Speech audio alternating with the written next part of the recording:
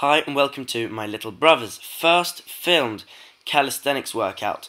Now, starting it off with the hand lifts, 10 sets of 5.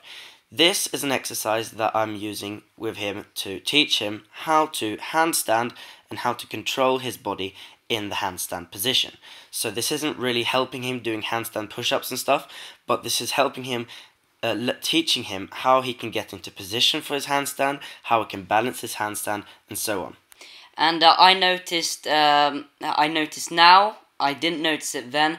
As you can see, I'm tilting a lot to my right side, and that was the reason why I failed. Not now, but before. I noticed it after a while. Ivan pointed it out to me.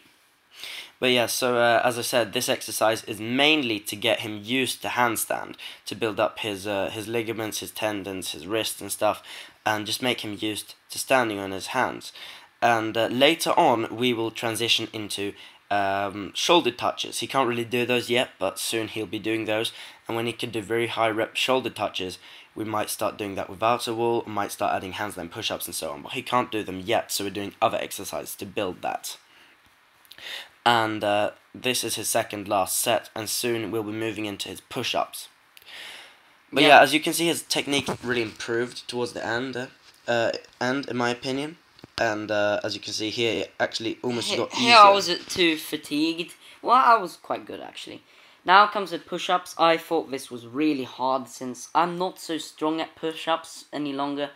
And there's a big difference between chest touch to ground and nose touch to ground. So if you have really good technique, you don't have a bent back, then chest touch down to ground is a lot harder than nose to ground, in my opinion.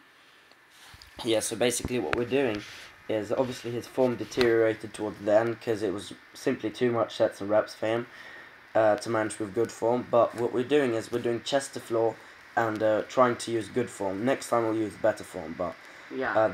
So I'm not so strong at push-ups right now, so that's why. Yeah, but next time he rotates in the regular push-up variation, because this is a type of concurrent periodization. So next time he rotates in the push-ups will be in about a month, and at that time he'll probably be doing something like 10 sets of 15 with much better form. But yeah, he told me that he thought that his arms were going to fall off. Obviously he didn't really mean it, but like he probably felt that way. Towards the last like 4 sets, you can see, as you can see now as well, I'm barely getting up, and in the end I just had to like wiggle my way up. I couldn't go straight in the end, which you'll see soon. Yeah, but here's the thing, he's just going to do one volume workout a week, and he kind of has to make the most of it. Unfortunately, his form wasn't the best, but here's the thing, he's new to training, and it's just a push-up. It's not like he's going to tear pec with a push-up or something stupid, because a push-up is a push-up. Yeah, and I'm getting strong, so it's... Yeah, it's not like he's doing like a bench press with a too heavy weight for really high reps, and like push-ups don't really have a high injury risk. But we're going to work on his technique nonetheless. And as you can see here, the metabolic fatigue and his, like basically when you start getting a lot of lactic acid build-up and stuff, it starts getting really, really challenging for him. And I don't know if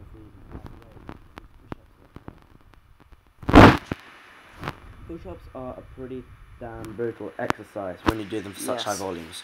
Quite high reps, so say that, well yeah, high reps and especially high volume is so hard. And here it was so hard for me. It was at this point that it was getting super hard for me. As you can see, I'm barely making it up. I have to improve my way up. And we started off with like 30-second rests, but it quickly evolved into like 3-minute rests because he just couldn't take the volume. Yeah. Pretty brutal. And yeah, he was crying and stuff, but we got through it, and he's going to make some gains. And next week we're probably going to rotate in another type of push-up, and I'm going to show you how I'm going to make him do weighted push-ups as well, and see if that can improve his push-up. I think it will. Oh no. But yeah, that's going to be pretty brutal. So he's going to have a volume day and an intensity day. So on his intensity days he's going to do max effort push-ups. So for example, I'm going to put a plate on his back. So first I'm going to put one of these mats on his back so he doesn't hurt himself. And then put a plate on. Can I just get good at the push-ups before I do that? No, you're going to do that too. Okay, fine. So he's going to do max effort push-ups with a plate on his back, and then on volume days, then you're going to do all the bodyweight push-ups for high reps. And why I do calisthenics is because I like have like a functional, for me at least, strong body, which is good for parkour. Ivan's goals are a bit different to mine. They're different styles. I'm more about max strength. He's more about being good at moving his body and stuff. And this was hard. You can see me just wiggling my way up. Yeah, these push-ups are like a bit too brutal for this little kid, but yeah. Sometimes I felt sorry for him. Like during the sets, I didn't want to watch. Like if you saw that push-up that I just did. This is my third push-up, fourth. Yeah, you saw my first push-up. If that was the first one, then you can imagine how hard the other 9 ones are. But yeah, his what was your max reps push-ups, which we tested on Tuesday, Charlie?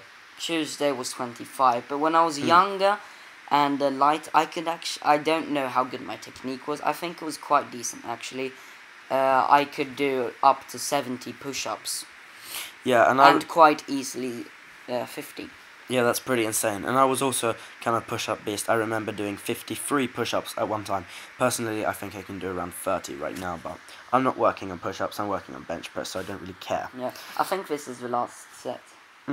But I think it's a nice contrast, and I thought I might as well put him on my channel, because not all of my followers, or what should I say, subscribers, just want to see heavy lifting. They might like calisthenics. They might want to see me coaching someone else, and someone else's journey from 0 to hero. Well, you're not really 0, you're still pretty strong just to be a regular kid, but you know what I mean.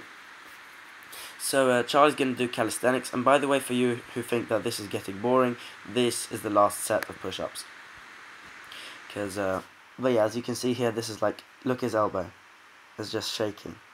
Yeah, so just like 5 push-ups to go, and then it's like 100 push-ups, and that is a lot when you don't train push-ups, when you haven't been training push-ups for like many months. So I think I've got like 1 left. Yeah, the last couple of reps, it's almost impossible. But when you can get to the point to where push-up is this hard, then I don't really believe the people that say you can't make gains of push-ups. Like, that's just dumb. And here I was actually doing the wrong technique. I had my inner foot towards the wall, and it was super hard. So that's just like doing a regular pistol squat. So the wall assisted doesn't do any difference. You have to have your outer leg and your... So basically, if you have a wall to your right side, then you hold with your right hand and have your left foot which you stand on. If you have your right foot and your right hand against the wall, then it's just really hard. And here, same technique, I just couldn't do it. Yeah, he almost died. Anyways, the reason that we're doing this is that I want to teach him pistol squats. He can do a couple reps, but like not good enough to use it on a volume day. I'd rather do an easier variation for him. So as you can see, it's pretty challenging. So we did 5 sets of 5 on these, and then eventually we want to build up to where he can do like really high rep alternating pistol squats. And I think, now I started with the inner, I did the other leg now. Yeah, I think on the end of this set he tried with the opposite leg just to see how it felt. Yeah, and then he failed. Yeah.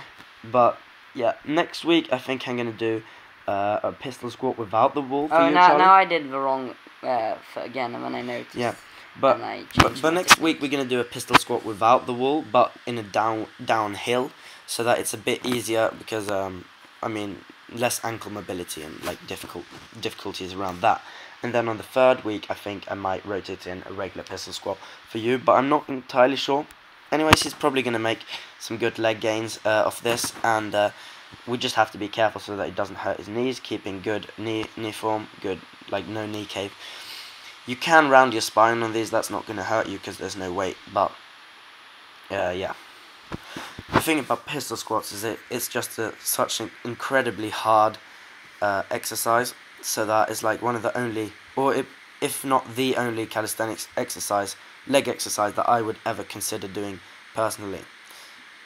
Just simply because you're supporting a whole body weight on one leg and squatting all the way down and all the way up.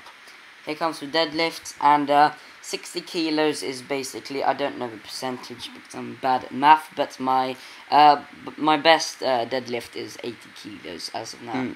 So what we're doing here is I'm doing 5 sets of 3, because here's the thing, he's not lifting that heavy weight, so he's not going to really have problems with fatigue. So I'm just trying to teach him the form here, and it didn't go too well, in my opinion, but he's going to learn eventually. I was, my last sets, they were a bit better. If I can put it this way, he had 2 problems on the way up on the concentric, which is he needs to have a tighter lower back from the get-go, which he didn't have as much. See it, for example, right there.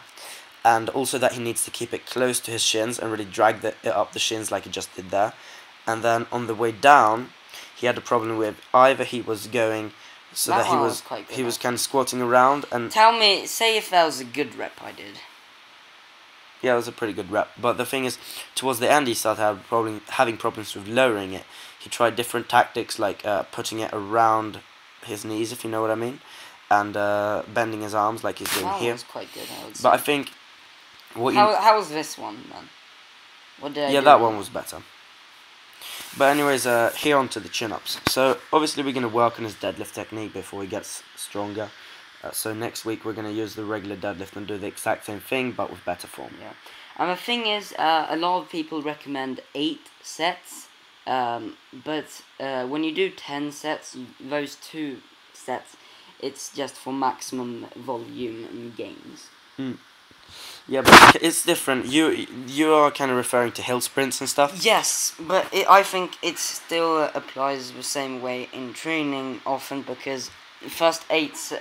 the more sets you do, the harder. And I think, especially the difference between 8 and 10, it does get a lot harder. But the thing is, unfortunately, with high volume training, is that for each set you're getting diminishing returns. Because I think you don't really do 30 sets. You adapt the weight instead of doing more sets. So that's why it works. But what we're gonna do is we're gonna do 10 sets of 3 for him on different pull-up and chin-up variations. And when 10 sets of 3 is easy, we're gonna start doing 10 sets of 3 but with weight. And the reason I want to do these low reps and high sets is that he learns the technique well, because you get a lot of first reps in, and that's how you improve your technique. It has to do with neuromuscular efficiency and stuff. I think I'll see a big change in a month, which basically means I really have never trained. I've been on and off different workouts. Sometimes I've trained quite hard actually. But I've never stuck to a workout for more than like a month or something like that. But that's what we're going to make him do. I'm going to make him do this periodization and keep him on it. And right now he's at a 12.5 kilogram chin up, and I'm going to get him to minimum 20 kilos within a couple months. And I want to get him back to where he's doing above 10 reps and stuff with this. Because more strength will always help him in terms of parkour and stuff. And it's just, strength is never a weakness. But yeah, that was a pretty long workout. It's pretty hard to voice over so much content. But now this is the last set, and I want to thank you for watching. And if you want to see more of Charlie, mention that in the comments. I will be training anyways, but it doesn't take so much more effort to do these videos. So if you enjoy it, then please leave a comment and like this video. And obviously this is the beginning of the progression, so if you think he's bad or something, well, fuck you, because he's going to get a lot better really fast. Goodbye.